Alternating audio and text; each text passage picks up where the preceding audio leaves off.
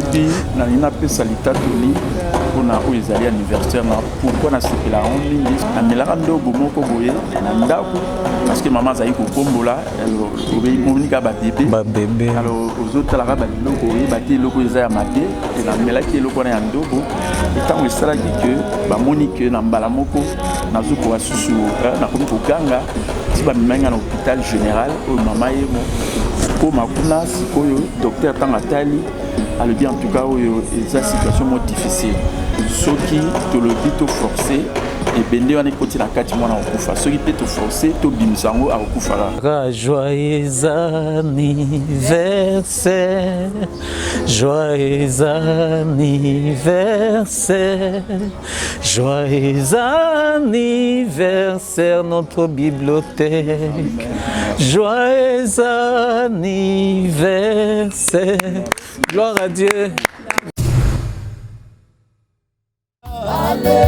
Bonne santé na ngai, alléluia, alléluia, alléluia, alléluia, oh alléluia, chante avec nous alléluia, oh alléluia, oh alléluia, alléluia, bien-aimés dans le Seigneur, Tikanzambe a Pambolayo, Tozo Kutana Lelo na cadre ya émission Nabiso Je veux savoir.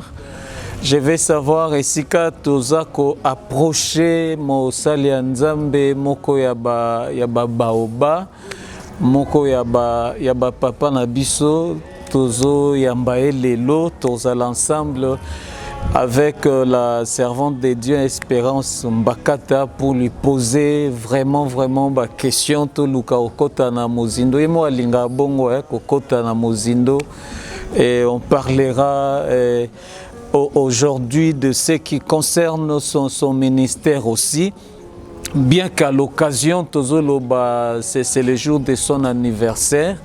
Et ngana on profiter kutata imba joyeux anniversaire na suka lelo, ça peut pas manquer. Et nous recevons l'homme de Dieu na bengi moko babaoba, c'est à la personne ya papa Nabiso Capita. Bonjour papa. Bonjour bien-aimé. Gloire à Dieu. Tozape ensemble na maman SP. Un premier mot pour commencer l'émission. Merci beaucoup, apôtre. Merci la vigneure. Je veux savoir, nous allons parler tous ensemble. Parce que nous allons parler avec un papa et un baoba qui va laisser seul dans Zambé, qui est comme un chrétien. Alors on est content parce que c'est le jour de son anniversaire. Gloire à Dieu, non seulement chrétien, comme si biso serviteur.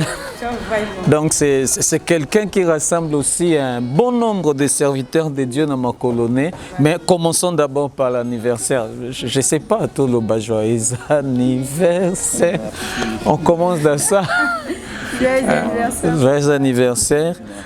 Et nous profitons pour... tous bilingues, hein, papa. Tous profiter pour mon colo anniversaire et mon colo esengo.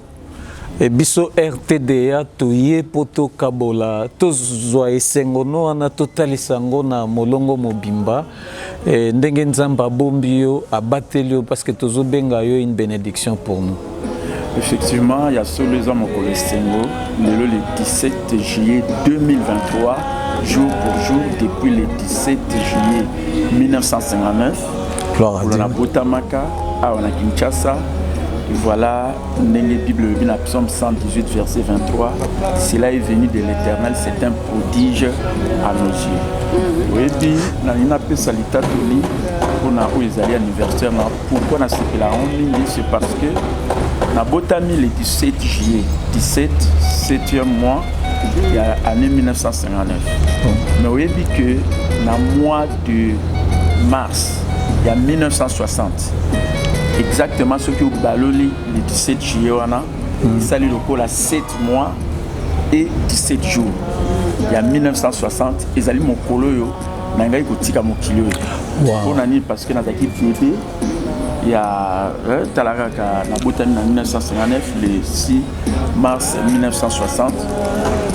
L'équipe bébé, na melaka ebende moko lokola ndobo wana ezali témoignage ya moboti na ngai mpe ya sona pambala mpe mama mpe oyo azali vivante atémoignaka yango na melaka ndobo moko boye na ndako parce que mama azali kokombola omonika babebe alors ozotalaka babiloko oyeba te eloko eza ya mabe na melaki eloko wana ya ndobo ntango esalaki ke bamoni ke na mbala moko nazokoka susu nakomi koganga ti bamemanga na hôpital général oyo mama ye koma kuna sikoyo docteur ntango atali alobi en tout cas oyo eza situation mo difficile soki tolobi to forcé ebende wana ekoti na kati mwana akokufa soki mpe toforce tobimisa yango akokufaka du sikoyo lokola ezali mpe na baheure wana bamasseur eza kotravaille na hôpital général bamasseur ntango batali babino il faut tomema ye sikoyo na radio bakende kotala na radio epai ebende wana ezali le temps ntango bakendaki kuna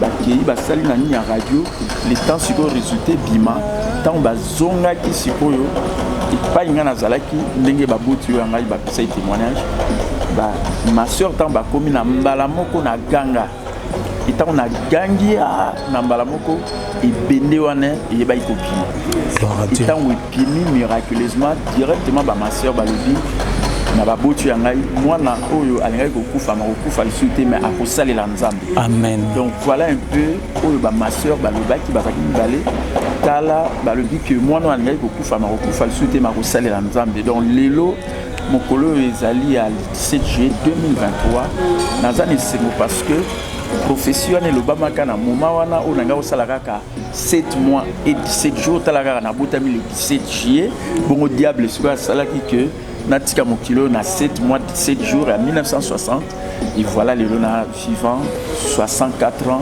ndenge bandeko bazolanda ngai nako remercier nzambe surtout que nazosalela nzambe appel na ngai au ministère nazokokisa ngo kolanda la profession na banda bomoi. Gloire à Dieu, gloire à Dieu. Nous rendons grâce vraiment au Seigneur parce que étoile ngana ezalaki nango et Satan alukaki kaka a botola biso ebela bozwi toza nango lelo mama espé papa wana to yoki anniversaire okutama na 1959 maintenant toyite bape age na yo ya ministère donc na bando bandi kosalela nzambe kino donc parcours. Effectivement, bon, moi personnellement, na botama ya sika pour une nouvelle naissance convertie en 1980. Dans les seigneurs, puis toujours à baptême, il y a maï, il y a papa, il m'a à son âme parce que la saison a pris du Seigneur.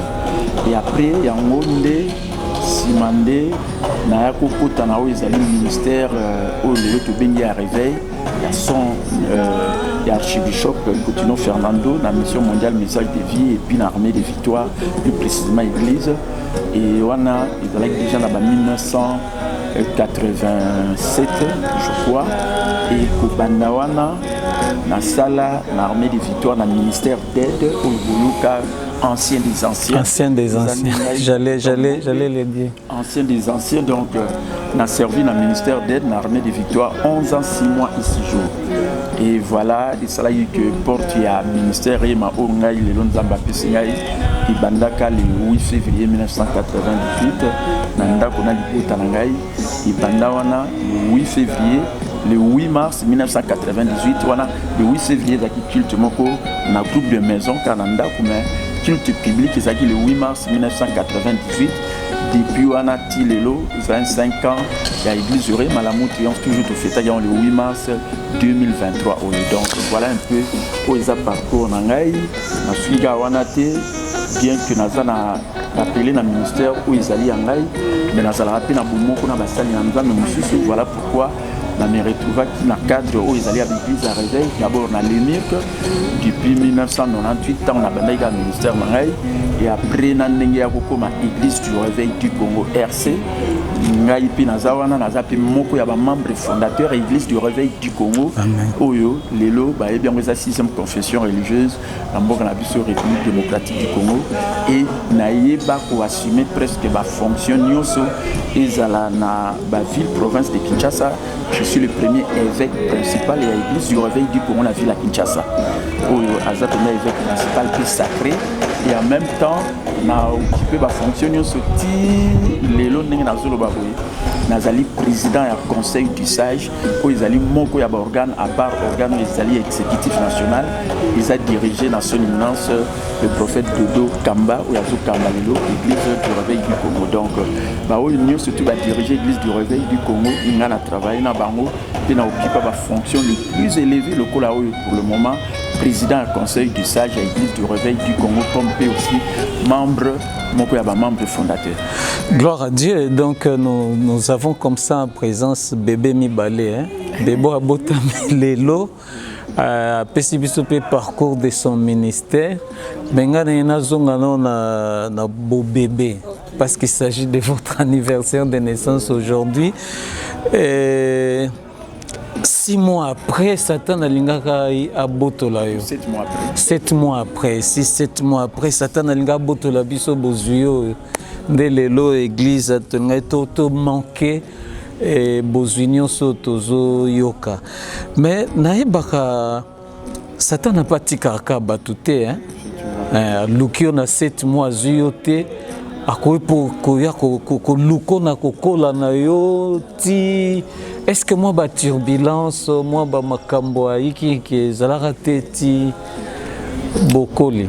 Bon, na botami na Kinshasa na koli et après ce que na batu oyo balobaka ke baza bana moko batu na quartier bamonaka ke bana sérieux nazaki vraiment parmi bana na sérieux na ndenge ya kokola na ngai parce que na tangi classe bien classe na bien to banda école primaire na Nyanza di na commune na Kinshasa na école secondaire na institut d'Itaga toujours na commune na Kinshasa et après na université de Kinshasa na campus de Kinshasa l'Ovanium na silisa na 1985 donc on a tangi ba classe bien et puis na vie professionnelle p na travaillé na conseil permanent à comptabilité au Congo CPCC aux aliments et organes techniques et ministère à finance donc on a commissaire au compte honoraire ou à contrôler l'entreprise publique NASA OUP a participé à la conférence nationale souveraine comme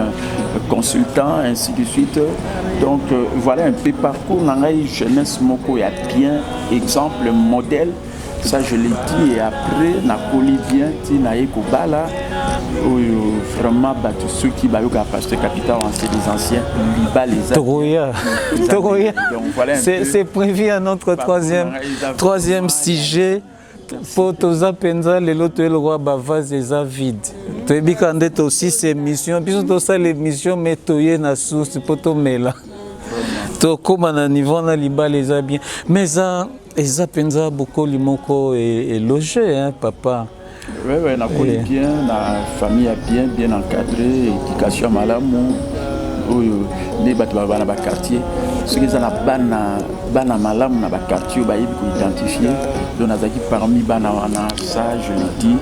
Dans le bango na lola il faut dans le bango pour battre baïba zelo moi banda kala mona malamu sérieux ainsi de suite ana muguluté mambuya ba vie à désordre en tout cas ba vie on nga mitune tondinga mingi na mutema pour ça na tuna kaka avant na pesa mama question toutes ces précisions à Bagdad est-ce que vous avez pensé à les mettre dans un livre? Le livre, mais Nabim sera toujours d'enseignement. Il y a des nous sur la salle chaque semaine. Dans la société, il y a des réunistes. Donc, si on a autant de livres parce que nous en avons besoin. Moi, j'ai témoigné avant l'émission. Dans Kolanda, j'étais vraiment fidèle auditeur. Il y a Kolanda à l'époque ancienne des anciens. Donc nous sommes aussi façonnés na bamaté na biso papa. Effectivement, je crois que livre Robima vraiment aux alades na lubaka de rêve à mutu comme réalité de la vérité de la parole de Dieu à la réalité on a bien à Réma. Je crois que Obima pour histoire et nous serons parmi les gens qui vont témoigner. On reviendra aussi tourner des émissions. Maman SP. Moi, je suis beaucoup plus dans le service du Seigneur, au ministère. Parlant de tout ça, fonction doit assumer. Est-ce que vous avez eu à prendre une formation théologique ou quelqu'un pour assumer la fonction et là, le bosso dans le bas, et là, les particularités dans je suis un grand lecteur. Mais les grands leaders sont des grands lecteurs. Ce que mon ingai a on a la question a ouais pas été allé na bureau na ngai bibliothèque na ngai au monde a étonné na ba livre. Des livres alors plus de 1500. Na charme même na bibliothèque où ils allaient à public ba livre pesé belé ceux qui ba étonné ba ils ont avoisiné plus de 3000 ceux qui ba 2000 quelques livres. Donc on a un grand lecteur moto à Tangaka. N'attendons d'abord la classe qui est, na 6 université, même temps na 6 qui, mais na continue toujours pour apprendre l'angamoko, pour investir dans l'angamoko. Et peut-être nous retenir la question ce que vous avez dit théologique, ça va tout simplement exemple la formation na outil qu'on a dernièrement où il s'allie 2 ans exactement depuis 2021, puis le 8 juillet 2023, il paye pour que ça soit diplôme na biso. Il y a campus Réma, donc école de formation biblique Réma, il y a Tulsa, Oklahoma, il y a États-Unis d'Amérique, il y a Moussal Nanzambe Kenneth Egen, pour le lot auprès du Seigneur, mais le ministère n'a eu impact à Basali Nanzambe Bélé, Tamboyo Kara Réma, Nalobaka Kolo Barema, c'est parce que dans Zouango, il n'y a pas Kenneth Egen, il y a une vidéo, mais il y a un livre. Dans tous les livres à Kenneth Egen écrits en français. Et ce qui fait qu'il y a un impact, c'est la raison pour laquelle, quand on a un témoignage, c'est parce que Kenneth Egen vraiment attendre la livre et voilà en reconnaissance à ministère on a eu qui que implanté en Afrique francophone et plus précisément en Kinshasa République démocratique du Congo dans le bac il faut la formation en reconnaissance à ministère on a impact vie na benga pina impact ba vie na barema pour la Kenneth Egen voilà pourquoi on a des formations on a depuis 2021 en septembre puis tout ça qui n'a juillet ou 2023 puis na diplômé à Réma, il y a tout ça au Oklahoma, le cola, parce que les conditions moins élevées. C'est pourquoi vraiment au Tchango partout dans l'Afrique anglophone, mais en francophone pour la première fois, les facilités du son de la Kinshasa, on a parmi où il va diplômé, puis il y a représentant, il y a promotion à l'Ibosso ou les alliés Afrique francophone. En tout cas, papa, naïba mamespe motuna. Moi, je suis parce que vous avez dit aux Akina conseil permanent et à comptabilité au Congo. C'est que je me souviens. J'aurais 2-3 questions par rapport à ça, mais parce que vous avez parlé de Kenneth Egen. Bisous totangi ba livre nenyo sauté mais l'écouter okozwa kondima moko boy kondima moko boy okozwa capacité moko boy d'accomplir de grandes choses oza mosali ya nzambe bobandi ko rêver grand et nous espérons que c'est ce que vous avez parce que à l'époque vous écoutez Salibiso ce que nous sommes devenus c'est que nous tozongi lisusu boye to peso maloba to yibata 2-3 choses au commissariat batu grand. Oui, Kenneth Egen le loisir auprès du Seigneur depuis 19 septembre 2003 du mouvement de la parole du foi. Oui. Donc sur taliba géant surtout dans le monde ça l'ensemble koyoye baba géant au moment où on va faire référence à Kenneth Egen à Salabiso boye to matana be Paul na ipoto comme pas to komi ainsi de suite na boye ko citer ba komba basa na nzamba mais zwaka ngamoko kolo barema yo mo pesi témoignage nana o chat na Kinshasa wa ndenge na fandisa bato na kondi mais kondimana utagiwa à partir à Kenneth Egen bien que sur place tant on a armée des victoires Ce qui est dans la moselle Nzambe ngana mona kaza moto akondima c'était l'archibishop Coutinho Fernando. Il est en live na viva en live ya kondima parce que nazaka proche collaborateur na moyo qui ancien des anciens. Mais ce qui ezali pendako moto azui loko pendé par moselle Nzambe ndenge ba mususu ba kende même na États-Unis d'Amérique na tout ça pour balandaka Kenneth Egin peut quelque chose et c'est pas ça bazoi pas Kenneth Egin mais ngana zoi on a ba livre et ce qui fait que ne bomo nanga donc grandeur nangai na lo banaza mota kondima kolo barema et na sala ba mangamba minene na kondima ka wana ako plus exemple église yangai na 2003 na 5 ans nango tout ça l'action tous fêter 5 ans na palais du peuple.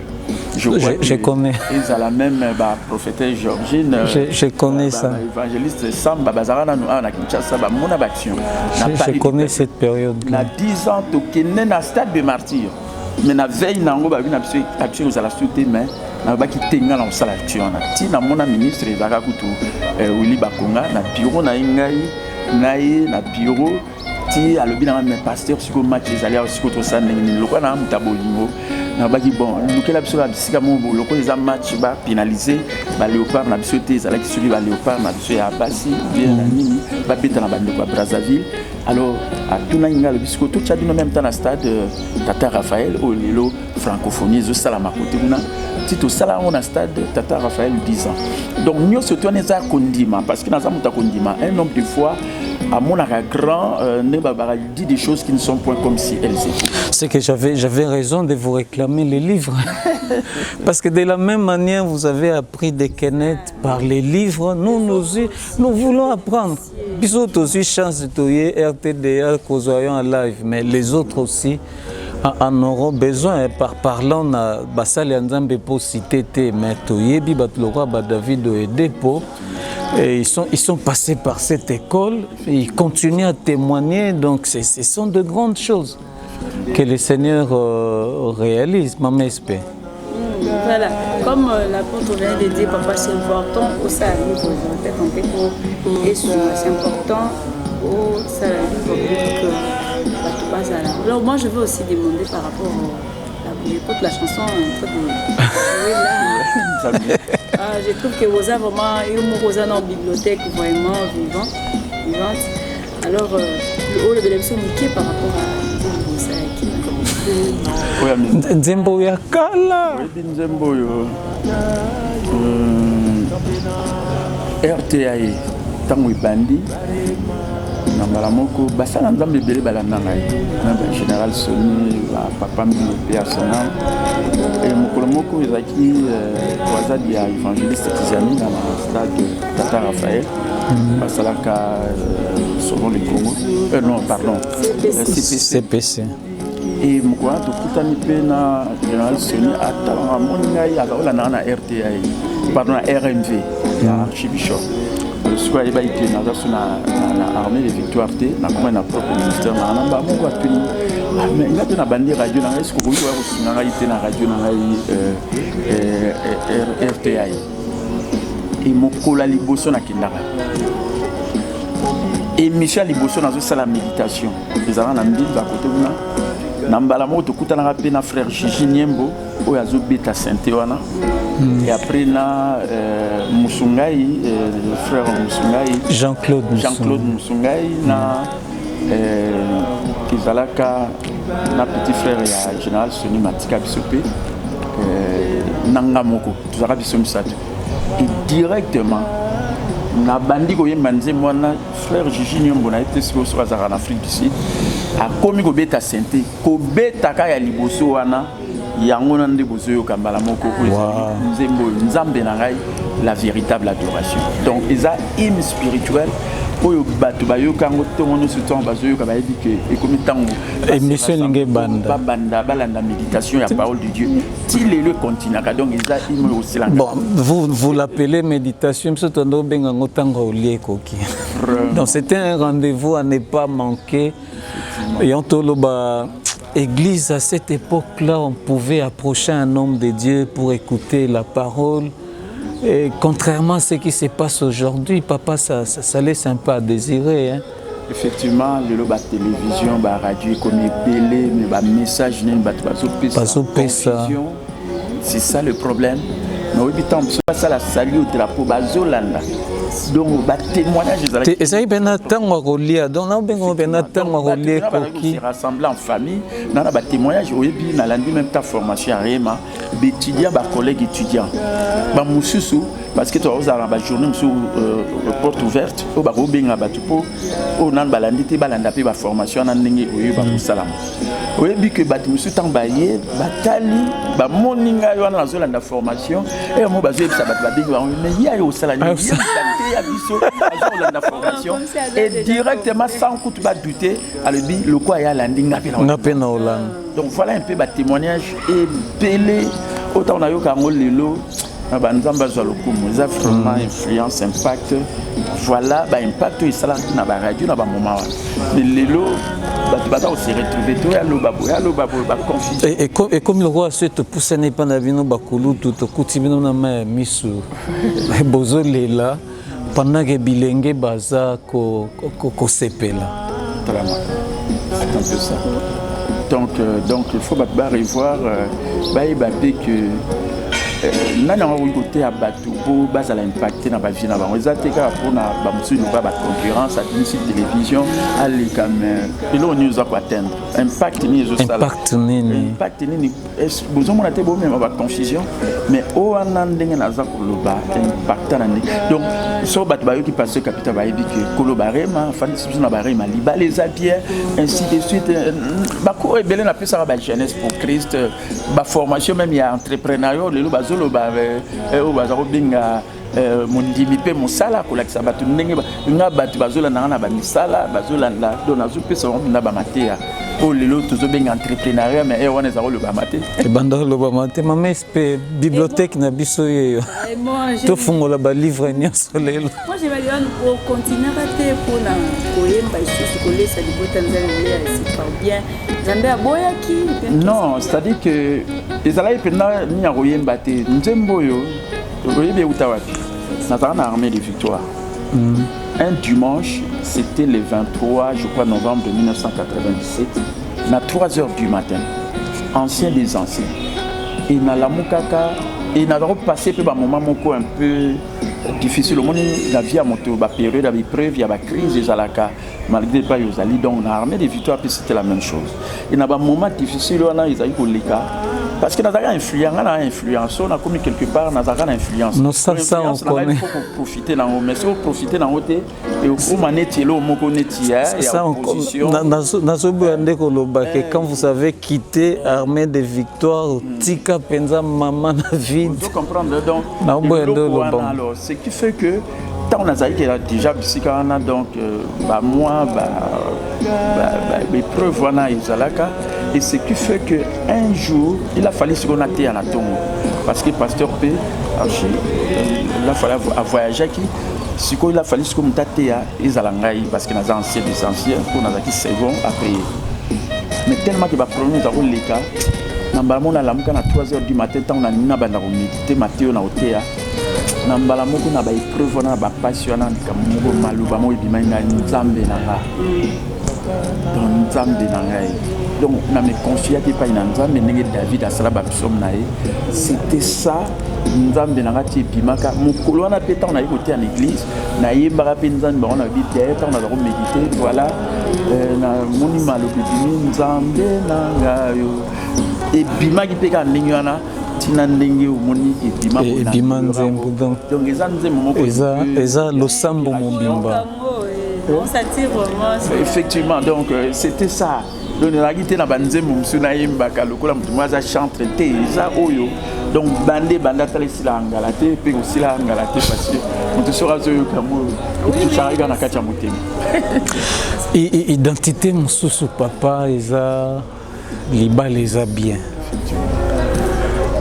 Bon, je ne sais pas si vous pouvez c'est que ces messages là et memeli et belé à bateau. Parce que nga personnellement, au moins aux en affection, il y a des parents, maman kenda ou tigale papa pose à la mesure ya rulinga Et ça qui vraiment facilité. Mais on pouvait vous écouter, vous regarder à la télé, la manière dont vous démontrez à l'époque l'amour. Je dis, Makambo, est-ce que Zachaya Solo, c'est une révélation que vous avez reçue, c'est comment, papa? Effectivement, oui, na vie à moto, ils allaient à Nzambe ne mutasala ba Makambo na ndenge na ye. Omoni na koli ne na lobakia, ceux qui na quartier ba bi moi na malamu. Donc ils allaient à biso, ba ta mon biso na bana malamu. Vous comprenez la sens wana. Et ce qui fait que na tout monde na malamu wana, donc na mutu moko batu ba ko yebate ke akoyi ko bala. Parce que moi, je suis sérieux, même si je suis bien, même na basi sango l'église catholique na kotango pilate à mon qui na ramona muki basu na lukaka. Et ce qui fait que talaka mutuana au bato mon ani tsakozala sango ainsi de suite yona suka ko ngolo bali balezaki. Pourtant on a eu bala sikoyo ko yazala ki chéri na ngai le Loazana Lola, Batouaïbi mère ado, chérie Adolphine, tout ça, les 36 ans à vie conjugale. Vous comprenez? Donc, et l'Okwana Sikoyo, tant on a Kotiango Sikoyo, l'Okola a raté le message des alliés à Bolingo, Liba les a bien. Vous comprenez? Donc, l'Okwana on a démontré. On le voyait en live, au moment où Bolingo est là. C'est-à-dire que Mobile et Linga, moi, sinon, comme Christ a aimé l'église. Donc ils ont démontré ce que n'engagé sur l'église, n'engagé pas le moi si on a peine à zone là qui sont une amie sur bateau. Il faut le moi si on. Vous comprenez? C'était donc ils ont une démonstration le Coran. Donc même là tout temps bazar là na bazar ba mais yo ça mon bal moko yo ba moné là yo pour mbaga moi si bon mais oye bien pas tenir ça là na ba ça créait déjà beaucoup de choses. Na ba o balinga o bala ti ba musu ba bala na ba o mususu ba mona que libala ba ko bala donc il y a un impact. Batu babala po baluka na kati libala c'est que vous dites là que libala les a bien. Effectivement les a bien pour na vivre en haut na ndenge chéri na ngai ba ko na lola na 2022 awa c'est vraiment libala les a bien pour na mon até c'est-à-dire que batuelo onde ba bosanaka libala batala ngo du point de vue naturel alors qu'il faut tala on nzamba zomona fongola biso siko place ngo moi si peut faire mon mobali nzamba zomona osoyi bozomona moninga no nzamba zomona au monde na ba défauté ne to mona sur le plan naturel ya batu ça là que batu ba mariage belé zo ko jouer na bongo parce que bazomona moninga te pour ça bazomona moninga nzamba zomona au monde za justice nzambe kati na Yesu nzambe alingaye kati na Yesu au monde ma bête pas une même temps ma bezali oh ba te belende siko ba mona sur le plan naturel tant azotala moninga ne siko au monde siko ba défaut et ba défaut ana ndeko comportement ya motu ko changer ngo pinda te comme tel na ndenge na d'où il faut mon ramoto ndenge nzamba zo moni pe yende mtaza auteur à libala au monde libala parce que l'homme est aussi vulnérable hein? Effectivement faut à moi si car modèle ya maman ndé akoka ko supporter vulnérabilité na voilà un peu ndenge na monaka libala na mona ndenge nzamba zo mona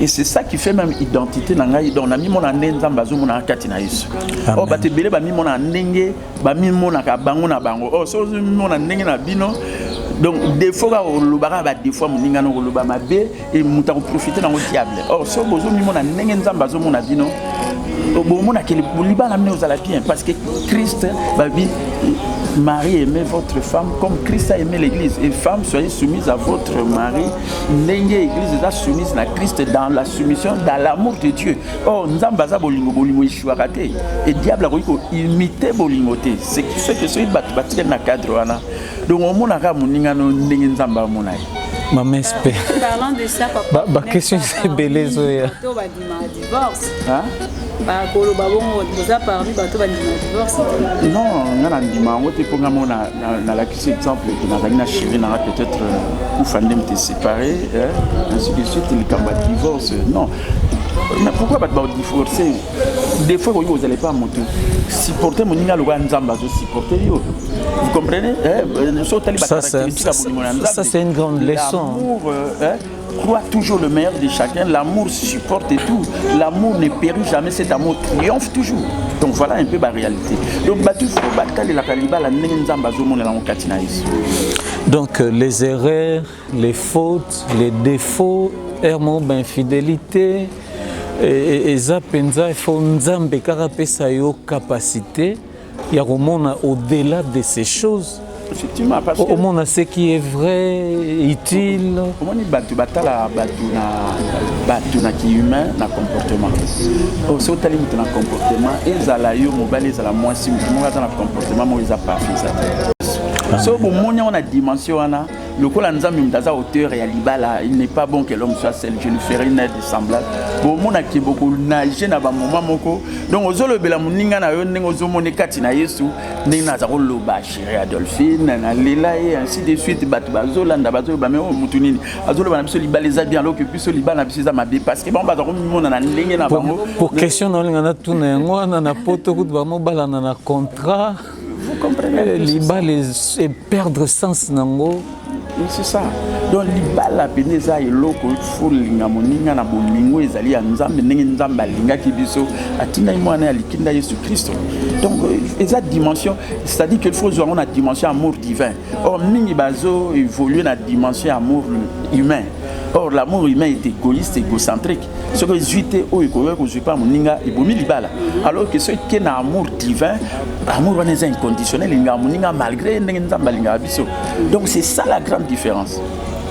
Donc papa conseiller biso divorce c'est ça ma non non on a favoriser divorce mais na condamner bato ba divorce pour na yebi ba raison nini ba divorce parce que ba quand monsieur somengo mona mutu ça divorcer peut-être ezala qui dépendant qui na été le moyen na condamner bango comme tel izate na relaxa bango toujours bolingo na éviter pourquoi l'oni wana est arrivé qui mais seulement na bon grâce à nzambe ga ezala ko na bango mais ce que j'ai retenu c'est que tomi mona ndenge nzamba mona donc to supporter moninga ndenge nzamba supporter effectivement ndenge nzamba zo mona biso kati na Yesu so zo mona moninga ndenge na yo alors on a le dit aux amour humain or amour humain est égoïste égocentrique donc so na zo mona yo ndenge na mina zo pas na yo so na jango te oh na bomi pe libala o makambo tambola mais so na mona ndenge nzamba zo mona biso na we ba ki nzamba pas supporter ngai malgré ngai donc ngape fona supporter moninga pe to tambola na bolingo parce que base ya libala eza bolingo na nzamba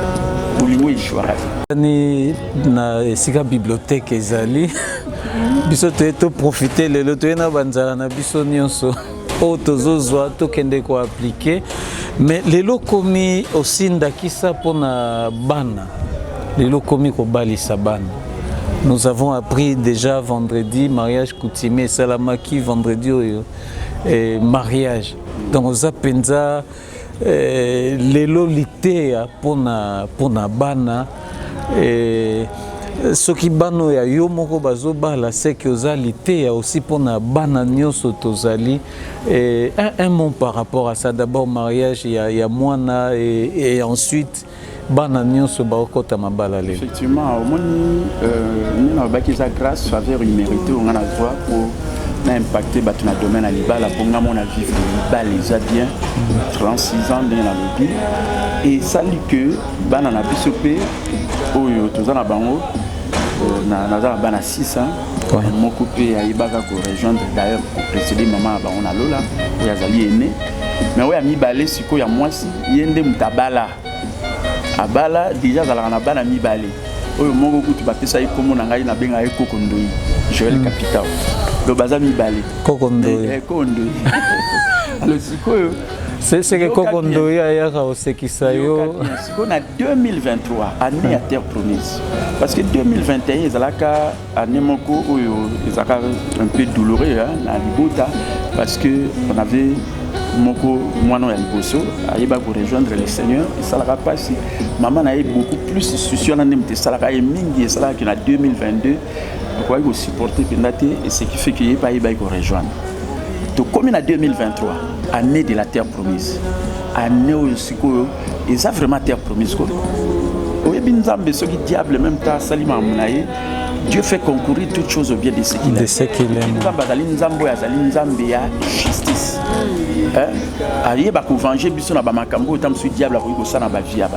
Vous comprenez? Donc c'est ça un peu la vérité, c'est ça un peu la réalité.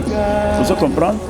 Donc, et ça dit que en 2023, nous avons été année à terre promise, dans le pays, nous avons restauré. Nous avons dit dans le pays, bino bolela mais tika na yebisa bino et comme asiko bino de bwanda osika peut-être bateau basala bino bolela bango de peut-être baza mona manzamba zo sala parce que Dieu fait payer le prix fort na ennemi tango ayi ba sala vengeance pour na ba mambo basali pa ina biso donc comme na 2023 ni à terre promise on a plus des événements famille na ngai oui premièrement na mois de janvier terre promise on a vu le baki grâce à Nzambe Yesu aza côté na biso positionner biso na au bon endroit au bon moment son Nzambe positionner bino au bon endroit au bon moment boye baka banda orchestrer ba événement ya malamu ya bien ndenge zara lokola rite tango à rejoindre Naomi ou à la belle-mère naïe alors baka j'ai trouvé grâce effectivement j'ai trouvé grâce à mon grâce que la balaka na Boaz par côté na génération à Jésus Christ a trouvé la grâce donc de la même manière biso année à 2023 où ils allaient vraiment année à terre promise. Or, pour nous qui avons pris, nous sommes entrés dans le repos. Le repos est trouvé à grâce. Et grâce à ce qui est positionné au bon endroit, au bon moment pour nous ambassadeurs à l'événement. Yoga l'événement.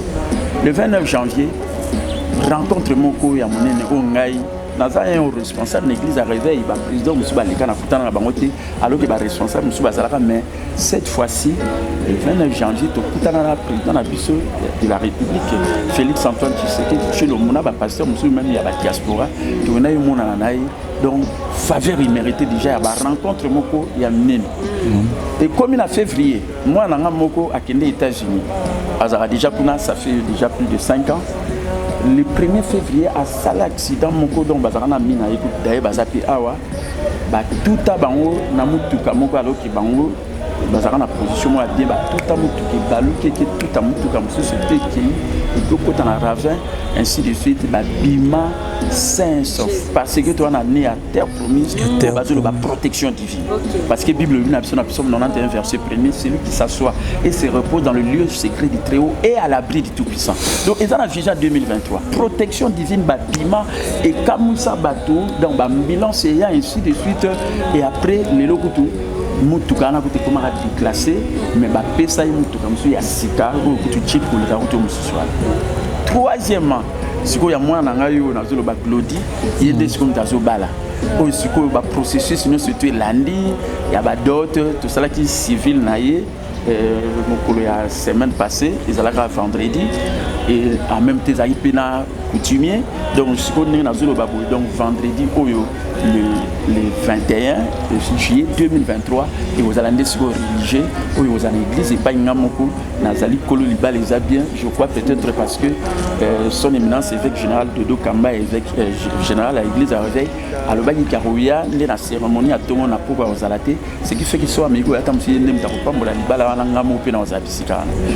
voilà ce que vous allez toujours la famille n'est pas basée restaurée n'est pas restauré job au double et toi avant de commencer na makambuya juillet na mois de juin moi non yanga ya moi sur abota déjà bana mibale comment on appelle ça Louis Joël Capital na mois de juin aye ko bota le 23 juin 2023 mais yo bien moi non yanga liboso mokolo azonga dans le Seigneur auprès du Seigneur mokolo bakina ko mettre en terre ils allaient le 23 septembre 2021 vous comprenez maman oyayi oyazaka chérie na Adolphe ba metaki en terre le 23 avril 2022 tala siko mwana oyanga mibale abotami le 23 juin 2023 le 23 juin 2023 peba mapasa yes ya mwasi na ya mobali voir même que tu appelles sur ba combo ya mwasi ou combo ya madame Adolphe ou ya mobali Josimar. Voilà un peu Babylone Nzamba tout ça. Quand année à terre promise. Vous comprenez? Et après tu continues au mois de juillet, ngamu siko na yo tu as fait diplôme, il y a makamwa Nzambe à très haut niveau pour les alliés à tout ça Oklahoma mais établi en Afrique francophone pour la première fois. C'était le 8 juillet 2023. Il y a rien. Ça c'est... Continue les lots. Pour anniversaire. Ça c'est vraiment, vraiment une grâce vraiment excellente. A fêté anniversaire de mon diplôme le 8 juillet 2023. Tandis que les clients a fêté le 20 juillet, donc jeudi, avant le 21, mariage à oncle Naye. Biso RTDA tozala wana na salle, to couvrir mariage wana bandeliti suka to sala ngo live. Donc RTDA mikolo biso totika na biso te. Quand to kanga mayo komela biso livre, mais je vais savoir to zonga ressources. To ya to koti lettre na biso ben officiel, to zo programme, hein? Je vais savoir parce qu'il y a beaucoup de choses, hein. Bibliothèque, beaucoup de choses. Ça c'est tout un sujet. Dieu fait payer les prix forts à nos ennemis. Mais Dieu plus fort, à faire payer plus fort, à comme restaurer. Donc quand tu as restauré, mais qu'on a les plus forts. Mais ça c'est un prochain numéro. On reviendra sur ça, maman SP. C'est vraiment un sujet. Ça c'est fort, hein? Ça c'est vraiment fort. Quand tu as restauré, mais oui, parce que même temps aussi restauré, restant beaucoup plus épanouissant que problème au bayaki. Donc il faut comprendre parce que nous restauration. Question de curiosité, papa. Parce que nous disons, non, pas ça m'a question. Question de curiosité. On dit toujours à Tanzamba bengi batumsu bakeko pema. A zongi sakape bato, hein. Tamsu koko nenga botami boye. Otali penza bobite. C'est pas pour rien bapé c'est comme maman Dolphine. Oui, maman Dolphine na Josima oya mobile. Oui. Moi si na mobile aboti ba ma passe à peine à même date. Donc au senti pendant que o esaïe. Mais oui, so me ko tala peno to mona pinga. Au monde. Donc vous comprendre. Donc et ça théorie te na zo ba pena ba bilo ba tout ceux qui ba ndima nzambe te. Non, la conscience n'est pas nzambe na faveur. Nous croyons. Toute année il y a terre promise. On a zo ba qui grâce est positionné bino au bon endroit au bon moment. Nzamba sala ba événement mo ceux qui ba zo tala. En tout cas, ça c'est vraiment Dieu. Puis surtout ça, belé d'apprendre, hein, maman SP bibliothèque. Malgré les temps, moi je me rends simplement pour que ça quelques personnes conseillent parce que là, ils vont passer un moment difficile. Là, ils vont passer la terre pour moi, terre promise. Avant terre promise, les Canadiens. Non, oui, dit même en Israël. Parce qu'on a beaucoup en Égypte, où pays à peine assez. Il y a peine assez. Vous comprenez? Donc, on n'a pas si. Donc, on aussi retrouvé dans la passe. Parce que il y a un désert. Pays a juste assez. On a besoin de quitter man, on se contenter na man. Si destination à la terre promise là où coule le miel, pays a plus qu'assez, il y a abondance. Donc, maintenir surtout à Zolanda, peut-être aux les Katam qui Égypte pour Nayo, Umbo, ou surtout les désert, mais on est à un moment temporaire, ils sont permanents dans la vie à mon. Il faut que nous avons c'est la terre promise, il faut qu'on ait la terre promise. Mais preuve de difficultés au monde, et comme même banda pour s'attendre dans ma bien, parce que même Bible le malheur atteint souvent les justes, mais l'Éternel en délivre toujours. Donc personne ne traverse la vie sans épreuve. Donc je ne sais pas quand ça va épreuve, je suis Paul arrivé, on a épreuve de Belém, que Paul a échoué, mais c'était un grand géant dans ma Nzambe.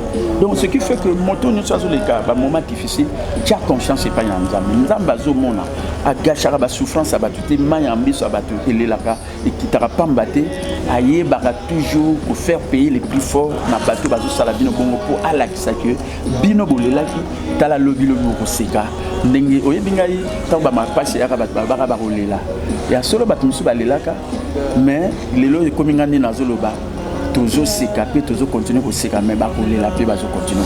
Bon, continuer là. Moi, j'ai béni le Seigneur. Je n'ai fait que prendre note. Neti makambo na yoki onka sikoyo. Égypte, tout ça, bazan a peu assez, comme une juste cassé. Et puis, abondance. Vie c'est la terre abondance. Il faut vivre vie à bien, parce que ça gagne tout est accompli. En tout cas, donc, y a un moment ce sont des étapes. Même dans vivre dans l'église, dans la famille, dans exemple, peu na batu basa kolanda baso monango. Les atembete les années 2023. Vous comprenez? Alors, s'il faut ngonga pe ngonga tika biso ko papa tozonga lisusu makambo lo beze belé. Pour ça na totikelo ata motuna comme Moïse a simbi déjà bâton liboso. Et a obimisa bâton na peu assez, na juste assez et plus cassé. Donc au simba penza nzete wana au bando bimisa biso to kene na ngwata to succès là. Il faut battre ba bango. Fi à Montenegro surtout.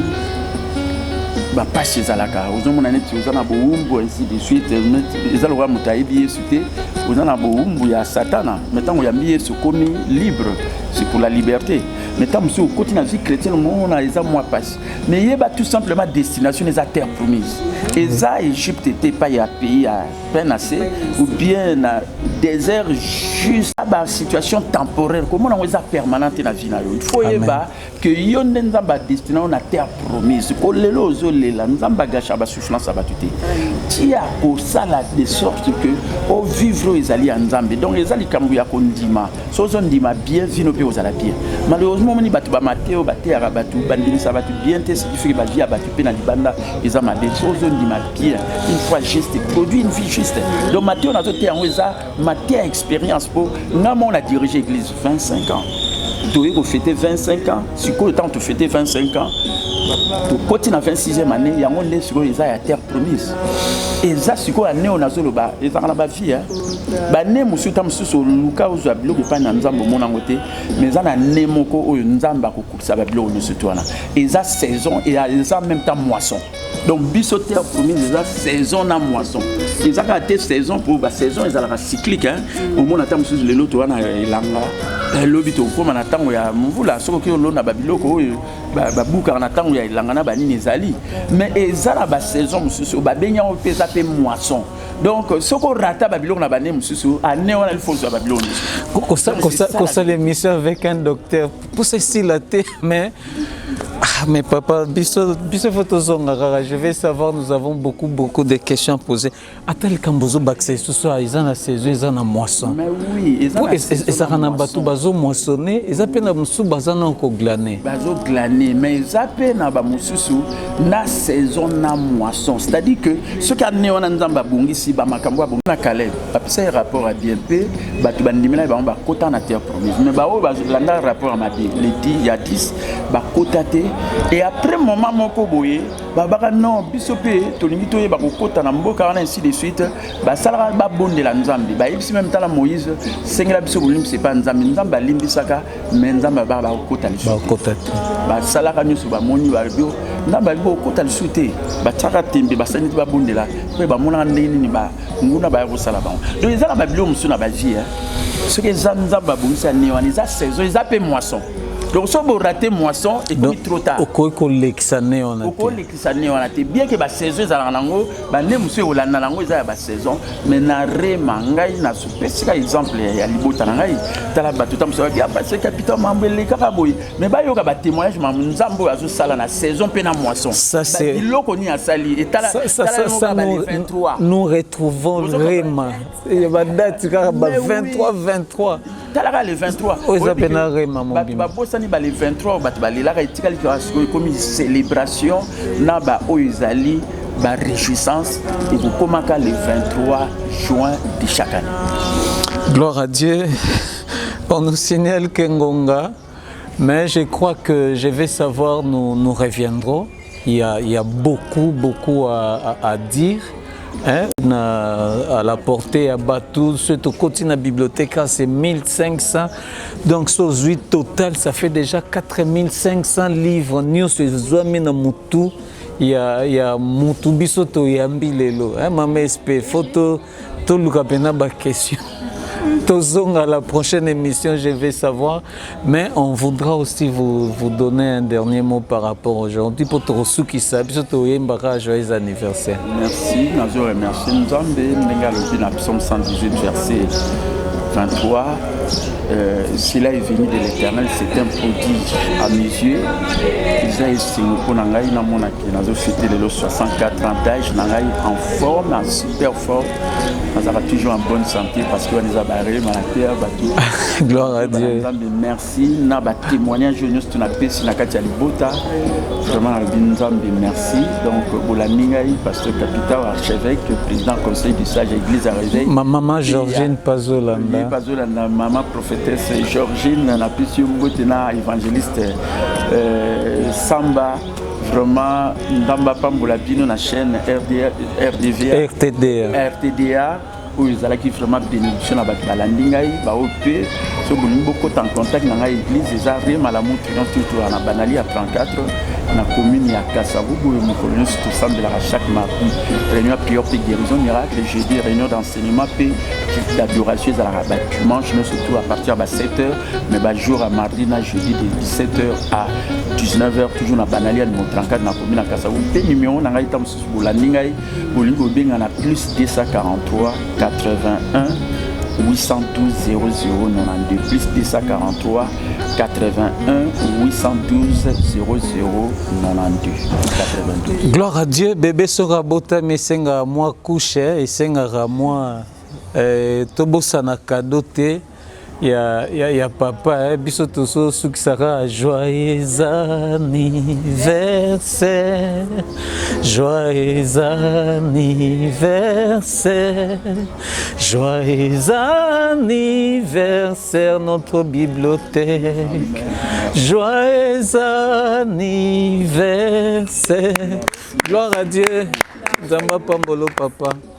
Alléluia. Alléluia. Oh alléluia. Chante avec nous alléluia. Oh alléluia. Alléluia. Oh alléluia.